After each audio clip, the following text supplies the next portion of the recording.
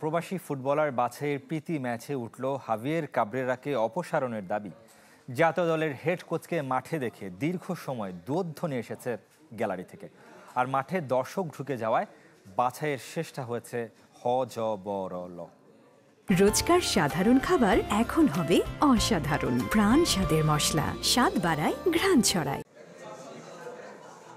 ভাঙলো 3 দিনের মিলন মেলা। দুদিন ব্যক্তিগত ফিটনেস আর স্কিল যাচাই, শেষ দিন দলগত ম্যাচের মাধ্যমে টিম বন্ডিং, ম্যাচ টেম্পারমেন্টের পরীক্ষা। অনূর্ধ্ব 19 আর 23 দুই গ্রুপে আলাদা দুটি ম্যাচ হয়েছে জাতীয় স্টেডিয়ামে। ম্যাচ দেখতে দর্শকের সাড়া ছিল বেশ।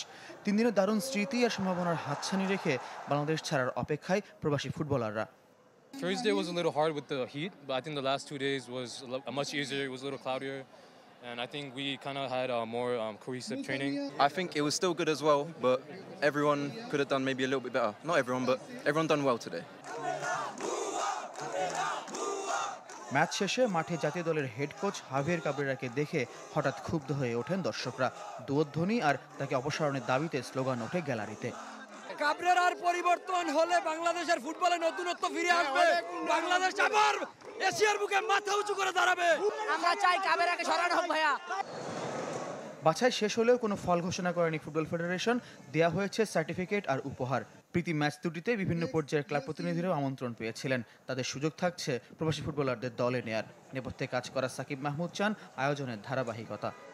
আমি আশা করি যেমন কোনো সময় না শেষ হয়, কারণ প্লেয়াররা যখন যারা এখন আছে তাদের একটা বয়স শেষ হয়ে যাবে, তখন নতুন প্লেয়ার আসবে। এরকম যদি রানিং থাকে প্রসেসটা, আর ফ্যান্স তাহলে দেখতে থাকবে যে বাঙালিরা ডেভেলপ হচ্ছে। প্রথম দুদিন ক্লোজ ডোরের মোড়কে ট্রায়াল নিয়ন্ত্রণ আর শেষ দিন সম্প্রচার নিয়ে গণমাধ্যমকে বিভিন্ন সীমাবদ্ধতা বেঁধে দেওয়া হলেও দর্শক নিয়ন্ত্রণে পুরোপুরি ব্যর্থ আয়োজকরা। মাঠে সাধারণের অবাধ প্রবেশে ফুটবলার ও পরিবারের সদস্যদের পড়তে হয় নিরাপত্তা ঝুঁকিতে। ফয়জুল ইসলাম, চ্যানেল 24, ঢাকা।